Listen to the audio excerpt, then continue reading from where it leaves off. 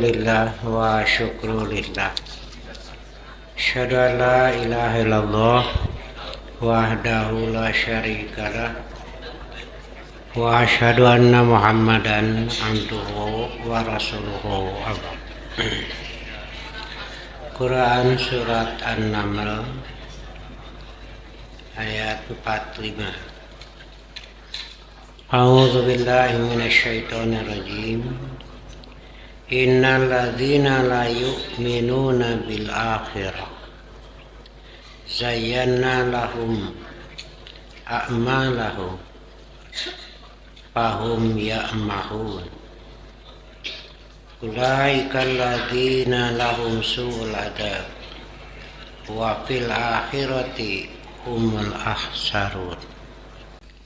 Sesungguhnya orang-orang yang tidak beriman kepada negeri akhirat, kami jadikan mereka memandang indah perbuatan-perbuatan mereka, maka mereka bergelimang dalam kesesatan. Mereka itulah orang-orang yang mendapat azab di dunia, dan mereka di akhirat adalah orang-orang yang paling merugi. Setelah minggu kemarin saya menjelaskan tentang orang-orang yang menjalani kehidupan dibarengi dengan cahaya, dengan keterangan, dengan tuntunan. Keyakinannya kuat, jelas, amalnya juga kokoh, tujuannya pun pasti. Sebalik dari itu, orang-orang yang kebingungan dalam menjalani kehidupan, ya'mahun, mereka terombang-ambing di dalam kesesatan, yaitu orang-orang yang tidak beriman kepada hari akhirat. Kami jadikan mereka memandang indah kepada amal-amal yang buruk, dan mereka berada dalam kebingungan. Jadi dalam menjalani kehidupan di dunia itu, mereka terombang-ambing dalam kesesatan, kebingungan. Itu sebenarnya mau kemana hidup ini? Tanpa tuntunan dari Allah, maka mereka seakan-akan berjalan di dalam kegelapan. Tidak jelas langkahnya, tidak jelas tujuan. Bahasa Al-Qur'annya ya'mahun. Satu, orang-orang yang tidak beriman kepada Allah, orang kufur, mereka tidak tahu jalan hidup yang benar. Mereka tidak punya tujuan yang pasti. Karena itu perjalanan hidupnya terombang-ambing dalam kebingungan. Cuma banyak yang mereka tidak merasa bahwa hidup itu sebenarnya dalam kegelapan, dalam ketidakpastian. Saya pernah ngobrol dengan orang Jepang. Saya tanya, kenapa di Jepang sering orang bunuh diri? Jawabnya, ya kalau tidak berhasil di dunia, buat apa hidup? Apa tidak percaya kepada Tuhan? Apa Tuhan? Dan itu. Jadi kalau kamu mendapat kesulitan, tidak bisa diatasi, kemana? Ke atas, dan itu. Saha atasnya teuing, gitu. Itu Pak. Karena itu kalau tidak berhasil di dunia, ya udah, lebih baik mati saja. Nah begitu, itu kenyataan. Jadi yang pertama orang yang kafir, mereka tidak punya landasan yang kokoh, tidak punya tujuan yang pasti. Mereka hanya bertujuan dalam waktu yang relatif, dunia saja. Padahal dunia bukan tujuan kan. Kenyataannya mati, walaupun mereka kafir. Pankolotna ge maut teteh. Jadi kalau dunia jadi tujuan, buat apa sih? Nah begitu. Tapi bingung kenapa? Begitulah gambaran. Yang kedua, orang-orang yang ragu-ragu, yang ragu-ragu atas kebenaran dari Allah, ya atau tidak, ya atau tidak, tapi tidak menetapkan sikap gitu, siapa yang hirup. Akhirnya mereka juga terombang-ambing di dalam kesesatan. Pitugyanihim ya'mahun. Mereka terombang-ambing dalam kesesatan. Begitu. Kemudian yang ketiga adalah orang-orang yang mereka itu tidak menggunakan penglihatan, pendengaran, dan hati untuk menggunakan itu sebagai alat mendapat hidayah. Karena hidup tanpa hidayah, tanpa tuntunan, ya akhirnya hidupnya itu ngaprak lah bahasa orang kemana, karena tidak ada tuntunan, tidak dibarengi dengan hidayah dari Allah. Lalu Allah biarkan mereka fi tugyanihim ya'mahun. Ya begitu.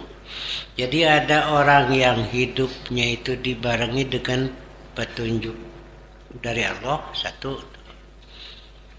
Jangan petunjuk selain dari Allah. Pasti terombang-ambing dalam kesesatan, kebingungan. Kenapa? Kan manusia nggak ada yang tahu.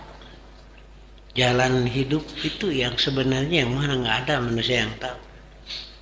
Karena itu ketika menerima petunjuk bukan dari Allah, maka jelas tersesat. Lalu bagaimana solusinya? Ya sudah, kembali pada petunjuk dari Allah. Diajaklah. Inilah tugas Rasulullah. Terus diajak satu persatu kepada jalan yang benar, yang dari Allah. Maka mereka setelah berada di jalan Allah bersama Rasulullah, betapa mereka berterima kasih. Ternyata merasa mendapat petunjuk dengan menyembah patung berhala, dengan cara-cara pemusyrikan itu. Setelah dibawa oleh Rasulullah lalu diterangkan meniru was untung, nah itu dilujeng Rasul mun teu mah aduh sudahlah terombang-ambing dalam kesesatan. Karena itu mereka semangat mengajak saudaranya, mengajak temannya, karasa ayeuna mah, nah gitu. Kalau sebelumnya kan tidak terasa. Setelah ikut bersama Rasul, berai gening itu teh salah itu. Itu adalah kegelapan.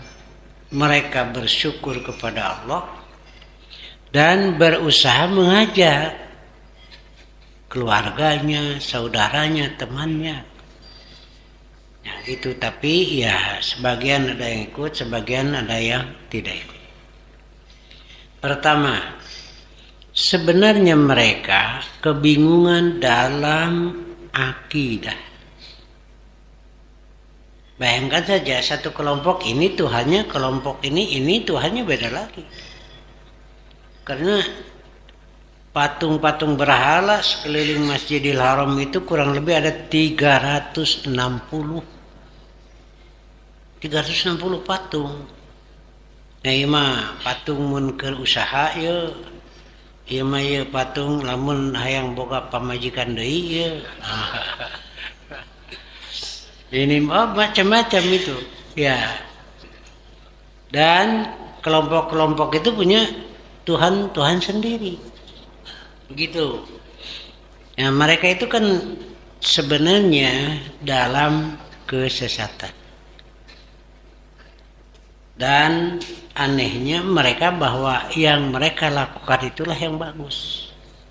Wa zayyana lahum a'mala. Nah, begitu satu tuh.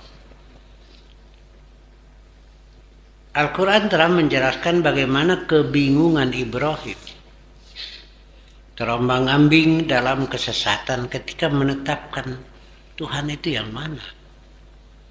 Melihat matahari, oh ini Tuhan. Lalu ketika matahari terbenam, kok masa Tuhan hilang? Ada bulan, oh ini Tuhan. Ketika siang tidak ada.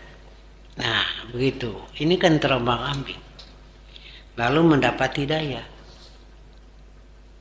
Karena itu Ibrahim bertahan. Karena ini yang benar. Walaupun harus berhadapan dengan raja. Berhadapan dengan keluarga. Berhadapan dengan masyarakat. Beliau jalan terus. Karena yakin ini yang benar. Setelah melalui perjalanan yang terombang-ambing itu. Bertahan sampai dibakar. Nah, begitu. Beliau tetap dalam jalan yang benar. Legreg gue, nah gitu. Oh iya, udah. Tuhan itu nih, ya. Kemudian juga dalam pelaksanaan ibadah terombang-ambing dalam ketidakjelasan. Bisa bayangkan sekarang, ada yang dzikir sambil joget, ada yang sholawat sambil joget juga. Ini sudah macam-macam. Kelihatannya mereka memandang bagus, tetapi sebenarnya itu adalah cara yang lahir dari pikiran manusia, dari rasa, bukan kepastian. Tapi merasa bagus. Inilah terombang-ambing dalam pelaksanaan ibadah. Sementara yang melaksanakan ibadah dengan tuntunan yang jelas, nah di sini ada keteguhan, ketenangan, ini yang benar. Gitu. Kapanpun, dimanapun. Contoh saja, ketika kita safar, kita sholat kosong. Berbeda kadang dengan yang lain. Bukan masalah beda, tapi ini kebenaran. Begitu saja. Ya, saya juga pernah kan ditegur. Kenapa? Nah, sholatnya mendingan sakedeung, jangan gitu. Saya jawab, eta cing bapak sholat naon menilila. Nah, itu kan bukan masalah lama dan sebentar. Tetapi benar tidak? Saya ini sedang safar. Saya sholat qashar. Duhur 2, asar 2, maghrib 3, ya tidak jadi 1,5 ya. Isya 2, subuh 2. Walaupun di tempat yang lain. Berapa hari boleh qashar? Lihat keterangan-keterangan Rasul pernah di Mekah 19 hari beliau qashar sholat. Pernah 17 hari qashar sholat. Ibnu Umar pernah di Azerbaijan 6 bulan beliau qashar sholat. Ya, selama musafir, ini dalil.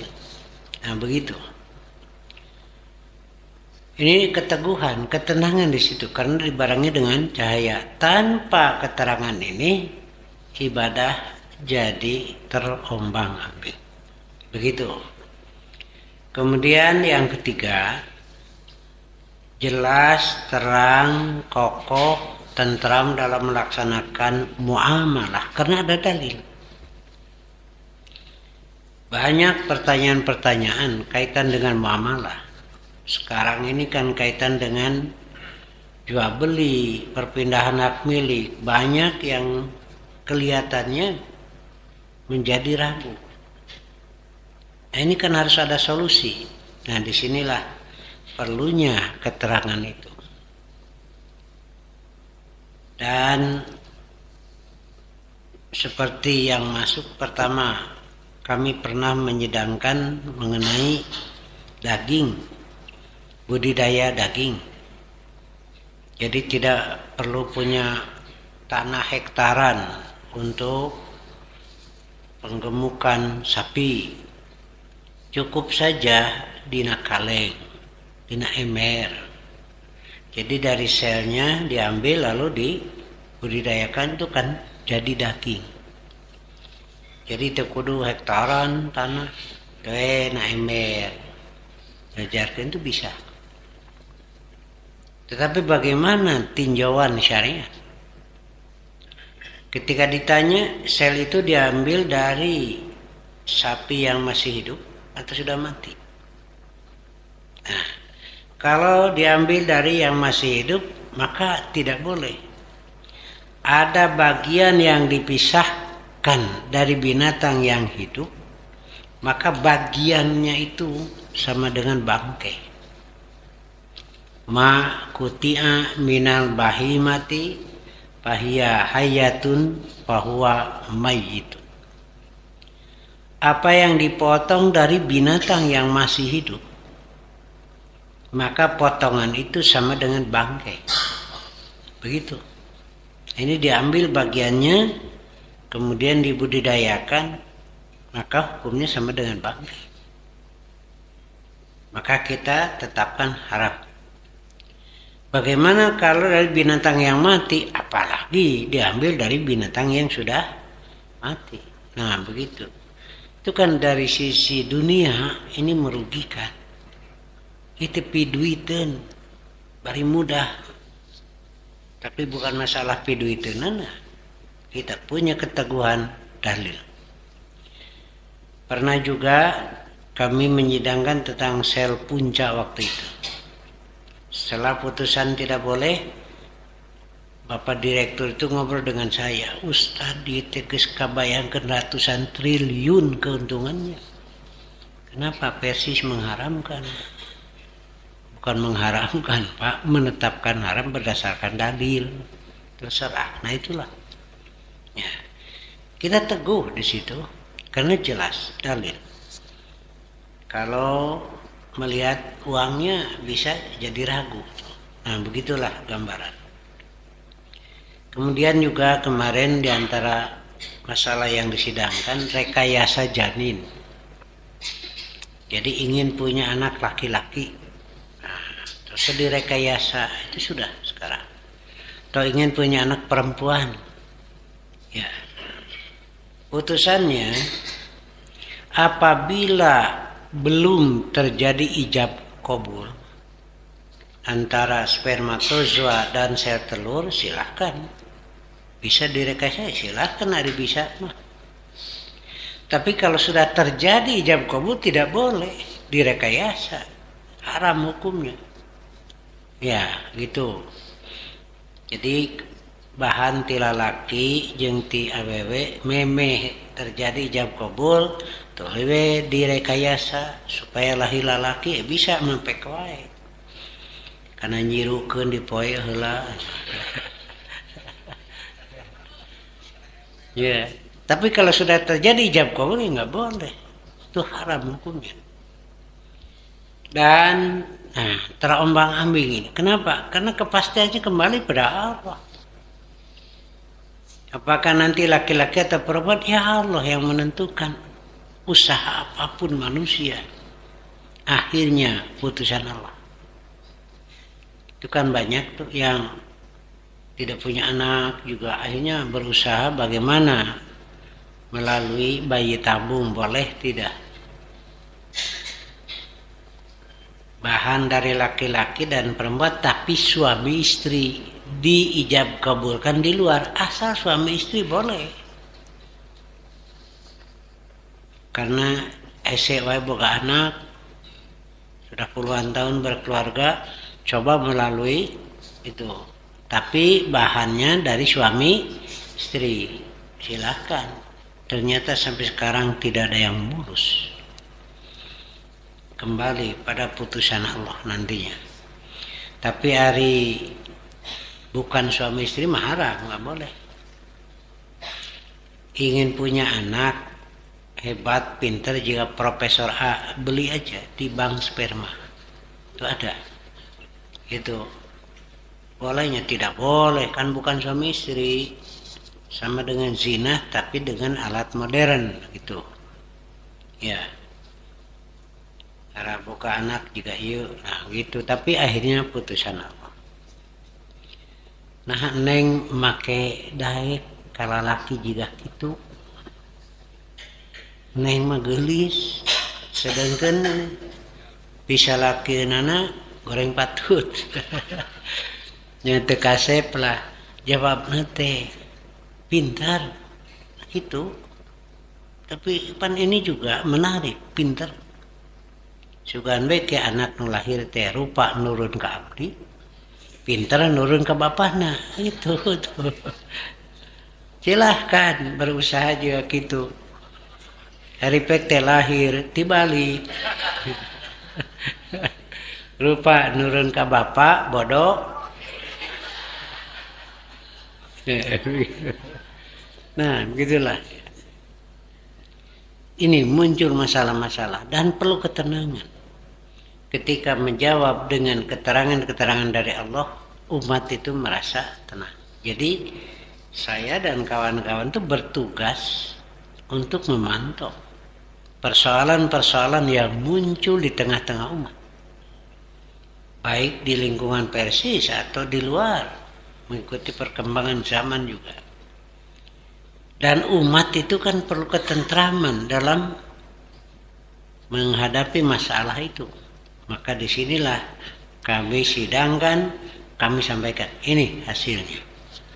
Seperti yang tadi rekayasa janin, apabila sudah ijab kabul, hukumnya haram. Tapi kalau belum terjadi ijab kabul, silahkan.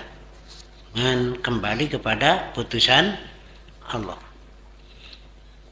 Ada 5 rahasia di surat Luqman ayat terakhir yang tidak Allah beritahukan kepada manusia.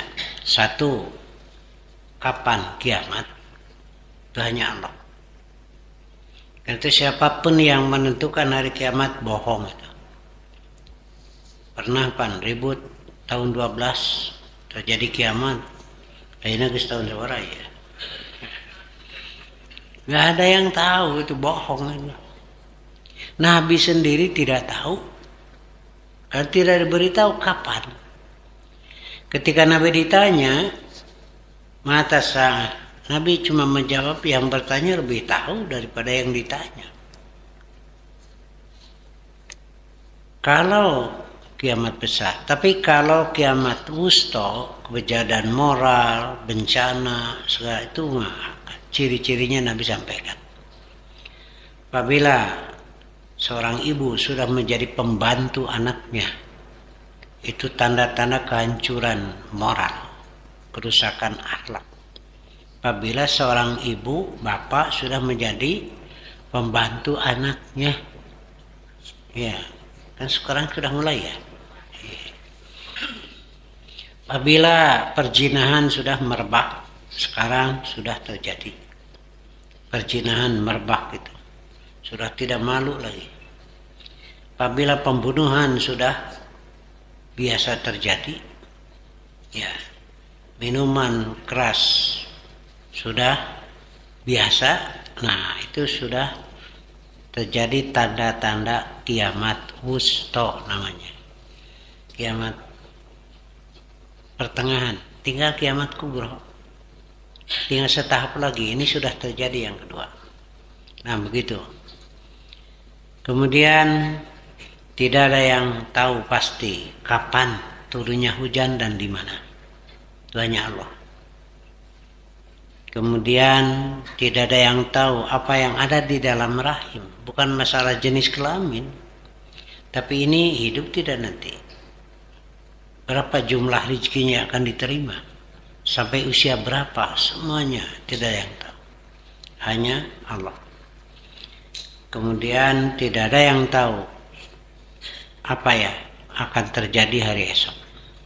Yang sebenarnya manusia hanya merencanakan, tapi kenyataan hari esok nggak tahu. Kalau tahu mah ada moal dagang lagi atuh, nyaho mah malah enu meuli moal dagang lagi.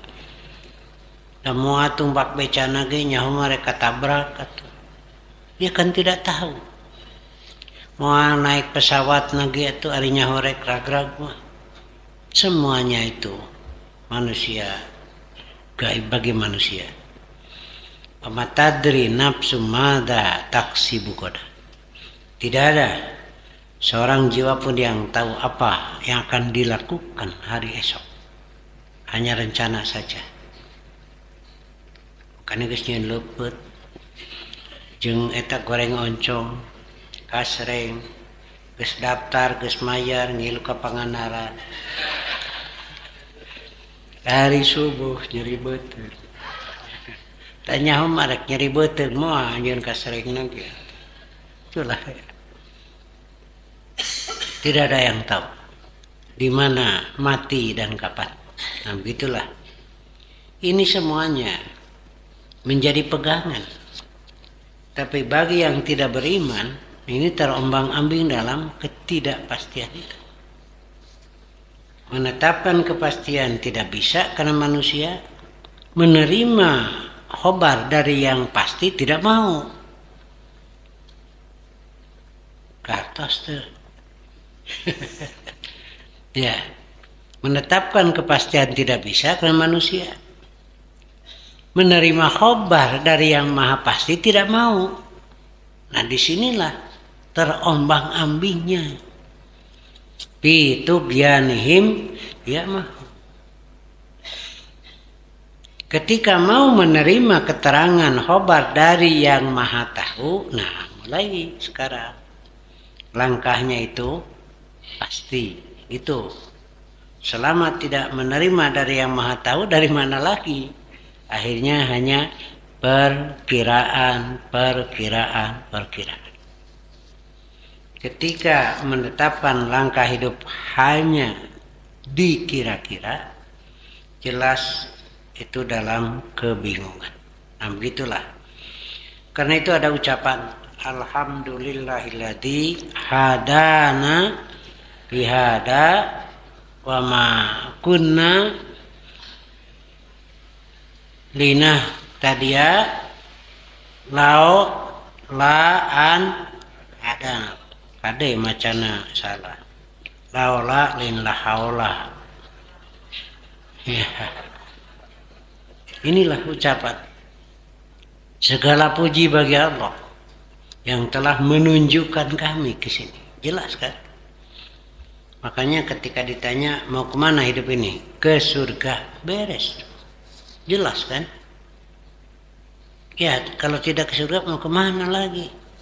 Tujuan saja tidak jelas, terombang-ambing mau bagaimana?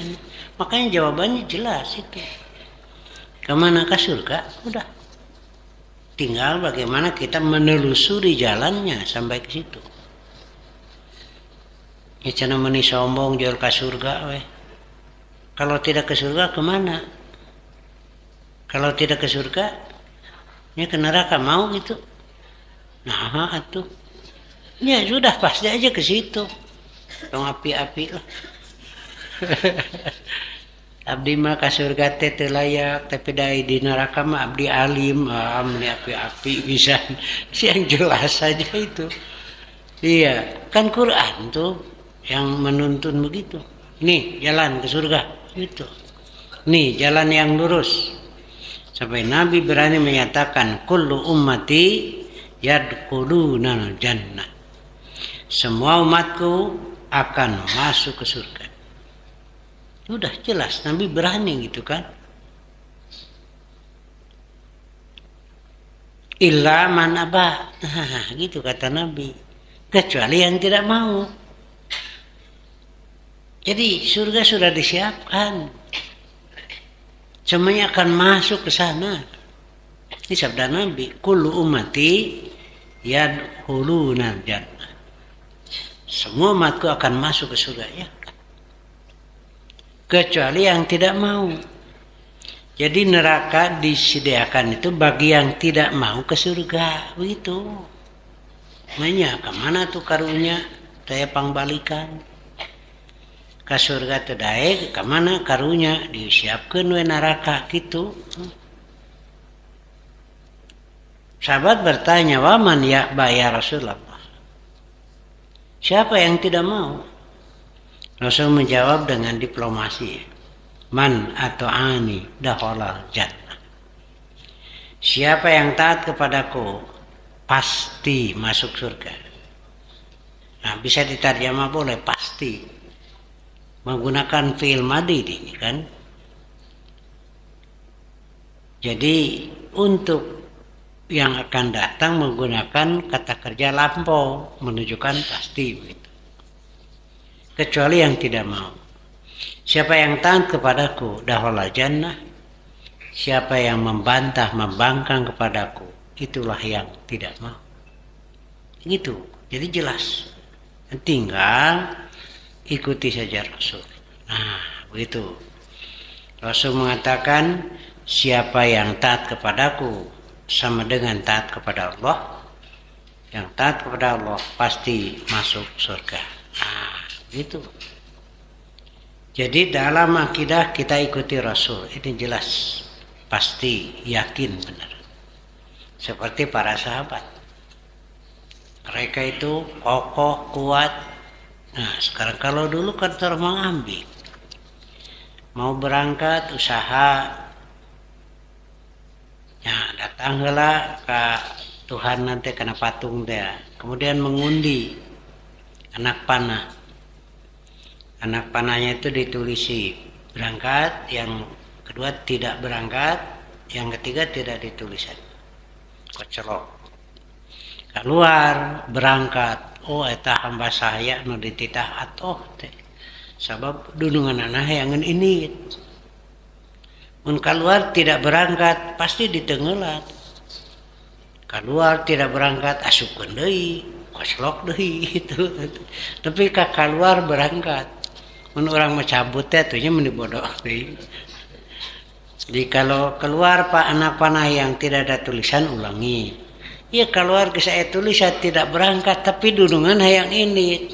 Asyik dikocelok deh jadian deh. Sebab pasti disiksa.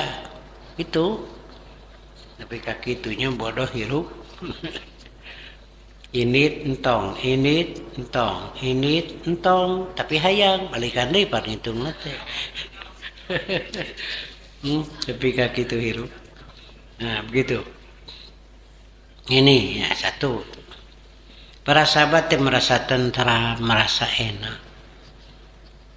Karena sekarang akidahnya jelas. Sampai ada sahabat, pokoknya kapanpun, dimanapun, saya merasa tenang. Karena Allah Ahad. Karena saya yakin Allah Maha Kuat untuk dimintai oleh semua makhluk. Nah di situ kemana wae sampai ke medan perang. Di situ ada ketenangan, ketentraman, keberanian. Sementara dari pihak musuh berangkat ke medan perang disertai dengan rasa takut mati. Kumahamun maut. Nah gitu. Itu kan para sahabat oge gitu digoda nanti ku iblis teh. Kumahamun maneh gugur di medan perang. Harta ditinggalkan, pamajikan ditinggalkan. Nah gitu. Tapi para sahabat tidak. Akhirat lebih baik. Jalan. Nah gitu. Sementara orang kafir mana ubarna dari rasa takut tadi. Kumahamun maut, harta dibagikan, pamajikan ku batur. Mana obat nggak ada. Ya, kalau orang mukmin kan ada. Rasa seperti itu kan ada. Kumahamun maut di medan perang, harta ditinggalkan, pamajikan, keluarga ditinggalkan, ada obat akhirat lebih baik. Itu. Sementara orang kafir nggak ada. Makanya selalu dalam bingungan pitugyanihim ya mahu.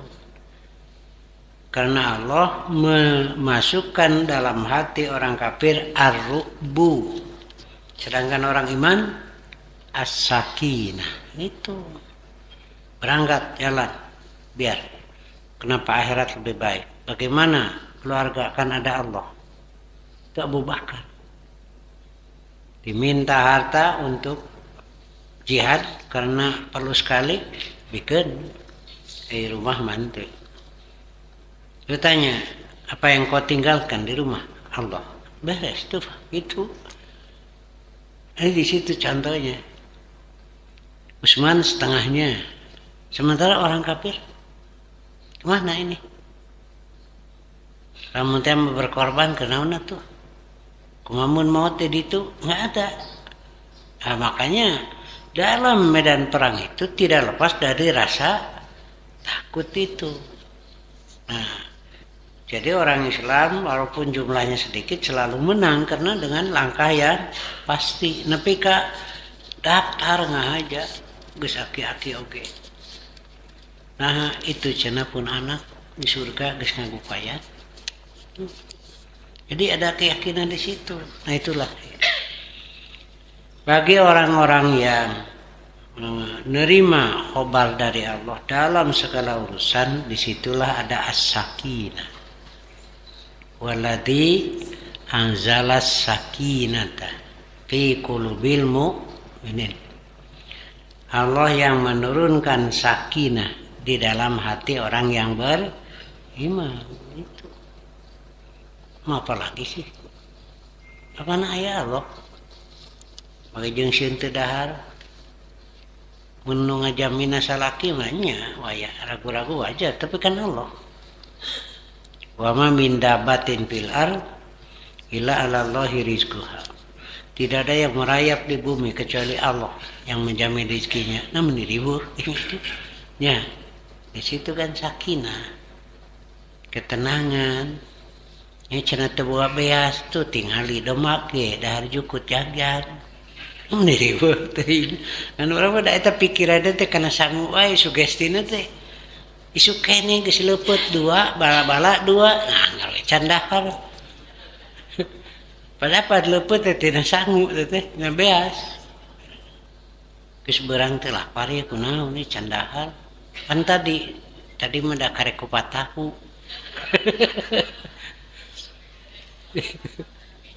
Iya.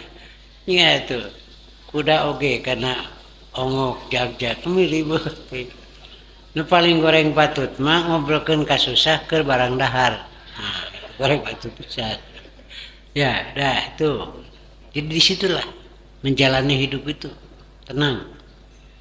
Dasarnya jelas, cara mengamalkannya ada tuntunan, tujuannya pasti. Nah, disitulah orang yang beriman. Yang tidak beriman pasti berada di dalam ketidakpastian, terombang-ambing di dalam kegelapan kesesatan. Bahasa Qur'annya pitug ya nihim ya mahun. Karena itu apapun masalah yang terjadi, kembalilah pada Quran, pada sunnah. Insya Allah akan mendapatkan ketenangan, mendapatkan kepastian. Ya, sampai di sini saja dulu lah ya. Insya Allah kita lanjutkan nanti. Dan saya hari ini harus ikut Muskernas ya di Jogja tempatnya. Mudah-mudahan menghasilkan yang terbaik untuk umat Islam, untuk Islam dan kaum muslimin. Ya, sekian aqul qouli hadza wa astaghfirullah li wa lakum. Assalamualaikum warahmatullahi wabarakatuh.